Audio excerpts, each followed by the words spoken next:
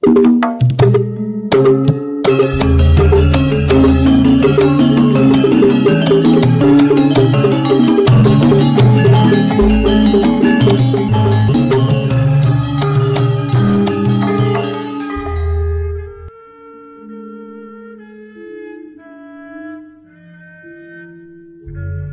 Ibu, para kadang kinasih simbah-simbah lan adik-adik, para rama suster bruder berkah dalem Gusti, sugeng rawuh wonten ing PDSK channel menika. Kados pundi kabar panjenengan? Mugi-mugi bagas kasarasan kesehatan kawilujengan tansah mengku kula panjenengan sami anggenipun nglampahi gesang ing dinten menika. Lan mugi-mugi lumantar panglimbang basa Jawi wawasan Injil kula panjenengan sansaya saged gayuh iman kapitadosan ingkang leres lan mantep. Langkung-langkung anggenipun kula panjenengan sansaya tresna dumateng Gusti lan ngestokaken menapa ingkang dados dawuh-dawuh dalem.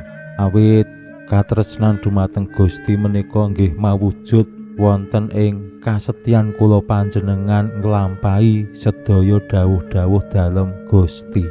Wong sing tresnani menika mesti seneng nglampahi nglakoni apa sing dadi pamundhute sing ditresnani. Kula panjenengan tresna dumateng Gusti awit Gusti Yesus ingkang sampun karsa sangsara seda sinalip ngurbanaken diri lan wungu mulya menika estu nebus sedaya dosa-dosa kita lan paring kesempatan kangge kula panjenengan sami kangge mekrat nderek Gusti munggah menyang swarga. Lumantar panebusan dalem kula panjenengan ingkang sekeng ingkang langkung seneng tumindak dosa menika nampi pangapuntening sedaya dosa-dosa kita awit saking sih palimirma dalem Allah ingkang agung marang kula panjenengan sami. Mila anggenipun kula panjenengan nresnani Gusti nggih kanthi suka gembira, ora kepeksa, ora merga kuciwa utawa lara, ning merga pancen gembira. Lan katresnan dumateng Gusti menika ingkang dayani kula panjenengan nderek Gusti sawetahipun lan terus berjuang ngupadi sansaya ngemperi Gusti pribadi.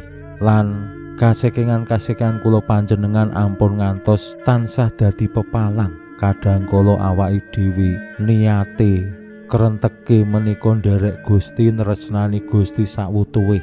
Ning nek mikir-mikir nglimbang-limbang kok kadang kala anggone nresnani Gusti menika mboten saged. Kadang kala ya dawah ing dosa.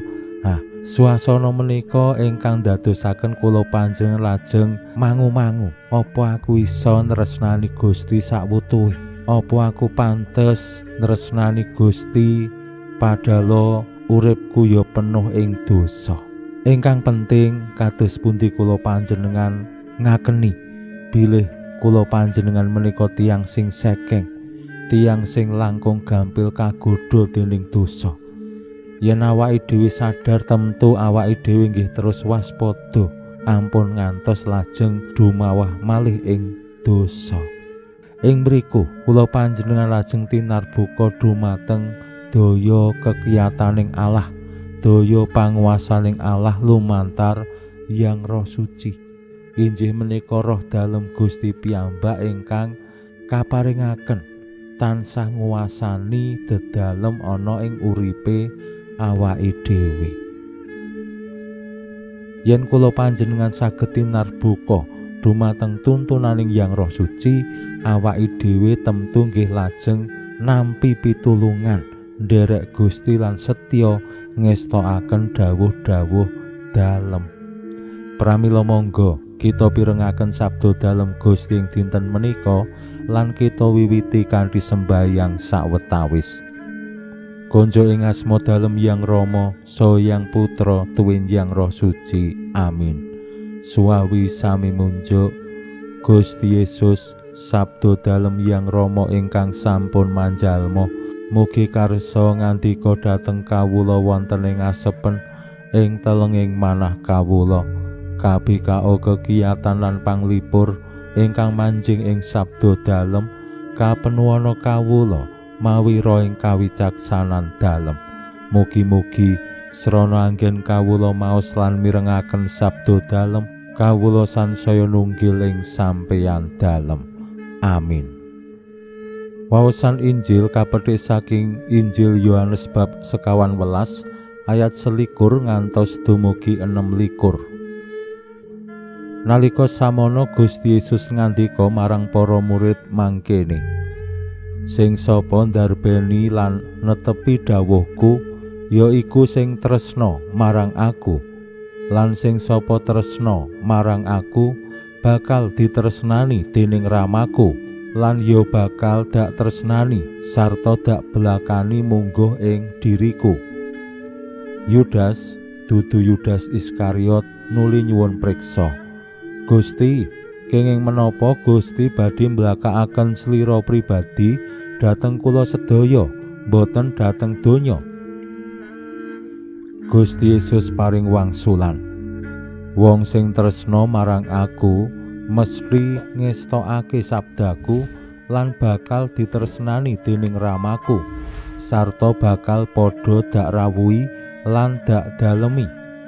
Nanging wong sing ora tresna marang aku mesti ora netepi sabdaku.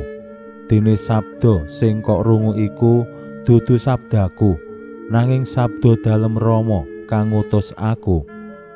Prakara-prakara iki dak kandhakake marang kowe mumpung aku isih tunggal karo kowe. Nanging Yang Roh Suci Sang Panglipur kang bakal diutus dening Yang Rama atas asmaku bakal ngandharake kabeh iku marang kowe lan bakal ngelingake kabeh sing wis dak kandhakake marang kowe. Makaten sabda dalem Gusti. Suawi sami munjuk, Gusti, kawula munjuk sembah nuwun karana sabda dalem. Sabda dalem dadosa obor ingkang madhangi margining gesang kawula. Katuntuna kawula sageta sabda dalem menika numusi manah ngantos tansah ngrembaka kangge nggayuh gesang ing swarga. Amin. Bapak Ibu, para kadang kinasih simbah-simbah lan adik-adik, mlebet ing Minggu Paskah kaping gangsal kula panjenengan kaparingan pitedah kados pundi dados murid-murid dalem Gusti ingkang nresnani Gusti kanthi cara ngestokake dawuh-dawuh dalem lan sabda dalem sarta gesang tinuntun ing Yang Roh Suci ingkang kaparingaken Gusti pribadi. Menika temtu dados perjuangan tumraping kula panjenengan sami. Awit ing alam donya menika boten sedaya tiyang lan titah dalem menika tresna dumateng Gusti. Mila Gusti Yesus kala wau ngendika dumateng Yudas sanes Yudas Iskariot, kenging menapa Gusti boten blakakaken diri pribadinipun dumateng donya, ning dumateng para murid dalem. Awit Gusti pirsa bilih titah dalem ing alam donya menika boten sedaya tresna dumateng panjenengane. Ateges boten sedaya titah dalem menika nggih ngestokake sabda-sabda dalem, ngestokake dawuh-dawuh dalem. Kanthi tembung sanes boten sedaya titah dalem menika percaya ing panjenengane. Mila diri pribadinipun diblakakake dumateng tiang-tiang sing pitados, dumateng tiang-tiang sing tresna marang panjenengane. Kula panjenengan sami jejering murid dalem Gusti jaman menika sansaya saged tepung marang Gusti yen awake dhewe tresna marang panjenengane. Ora mung tresna ana ing tetembungan nggih, ing lambe. Nek mung ing lambe kemawon sapa wae isa omong aku tresna Gusti. Ning ingkang penting nggih ketingal wonten ing solah bawa tindak tanduk gesangipun saben dina kanthi ngestokake lan setya dumateng dawuh-dawuh dalem Gusti.